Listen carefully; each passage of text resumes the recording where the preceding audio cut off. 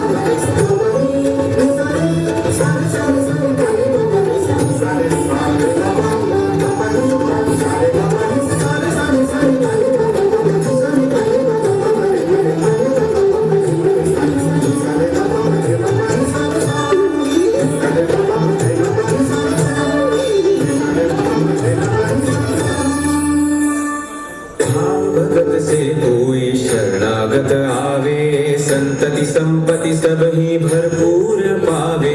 भाव भगत से कोई शरणागत आवे, संतति संपत्ति सब ही भरपूर